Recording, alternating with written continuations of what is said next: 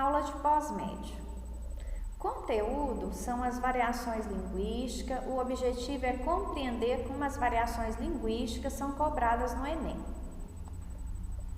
Dentro de um mesmo idioma, existem muitas variações linguísticas, devido às influências históricas, geográficas, regionais, sociais ou situacionais.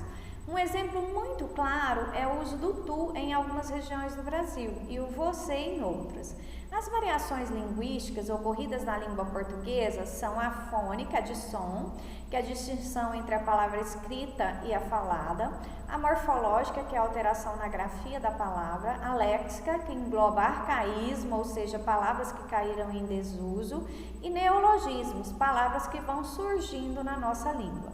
É muito importante ter em mente que o tema é uma das competências previstas na matriz de referência do Enem, pela sua relevância histórico-linguístico-social. A variação linguística está intimamente relacionada à diversidade da cultura brasileira e ao contraste entre sua presença nos textos e artes em geral, em contraposição à norma padrão da língua. Temos as variações diafásicas, que são as estilísticas. São as variações que dependem do contexto comunicativo, ou seja, a ocasião e que determina a maneira como nos dirigimos ao nosso interlocutor, se deve ser formal ou informal. Exemplos: a linguagem formal oculta da gramática, leva em consideração as normas da língua. Ela pode ser usada quando não há familiaridade entre os ouvintes da comunicação ou em situações que necessitam de maior elegância, como numa entrevista de emprego, numa palestra, que é exigido a linguagem formal.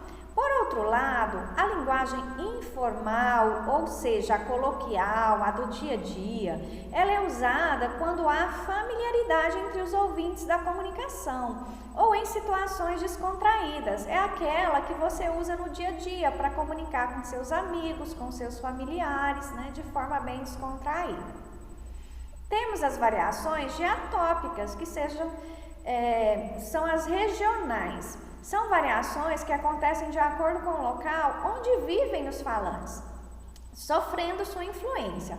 Esse tipo de variação ocorre porque diferentes regiões têm culturas diversas, com hábitos, modos e tradições distintos, estabelecendo assim outras estruturas linguísticas.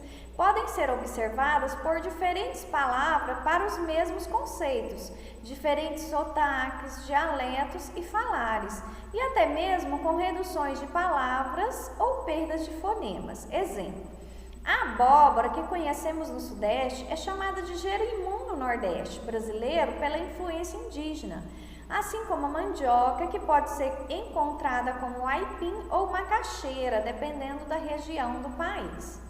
Nós temos as variações diastráticas, ou seja, as sociais. São aquelas variações que ocorrem em virtude da convivência entre os grupos sociais. Como, por exemplo, podemos citar a linguagem dos advogados, dos surfistas, da classe médica, entre outros. Exemplo: bons exemplos são as gírias, expressões populares de um determinado grupo social e os jargões, que compõem o linguajar usado por um grupo específico, podendo ser profissional, cultural ou social. Vamos ver agora como esse assunto pode ser cobrado no Enem. Espera-se que o candidato saiba distinguir diversas variações, além de identificar o porquê da presença das mesmas em determinado tipo de texto. Também surgirão questões em que exigirão saber fazer a diferenciação entre norma padrão e coloquial da língua. Dicas de estudo: tenha em mente que diferentes grupos sociais utilizam a língua de forma particular e provavelmente será preciso identificar essas diferenças em algum momento da prova. Estar atento às gírias, por exemplo, é uma boa ideia. Estude alguns jargões de determinadas profissões, como médico, jornalista e advogado, ou diferentes usos da língua nas regiões do Brasil. Pesquise informações sobre preconceito linguístico. Atente-se para o fato de que não podemos ter esse tipo de postura quando estudamos as variações, ou seja, adotarmos uma ideia errônea de que os enganos cometidos na fala ou escrita advêm de uma possível incapacidade linguística do usuário. Vou deixar aqui um exercício para vocês que é do Enem de 2013, né? Que é um trecho da música Seja Você Mesmo, mas Não Seja Sempre o Mesmo, do Gabriel Pensador. A música diz o seguinte: até quando? Não adianta olhar para o céu com muita fé e pouca luta. Levanta aí que você tem muito protesto para fazer e muita greve. Você pode, você deve, pode crer. Não adianta olhar para o chão, virar a cara para não ver. Se liga aí que te botaram numa cruz e só porque Jesus sofreu não quer dizer que você tenha que sofrer. E o enunciado diz o seguinte: as escolhas linguísticas feitas pelo autor conferem ao texto caráter atual pelo uso da linguagem própria da internet. Letra B, cunho apelativo pela predominância de imagens metafóricas. Tom de diálogo pela recorrência de gírias.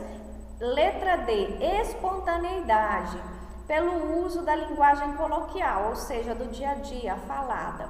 A letra E, originalidade pela concisão da linguagem.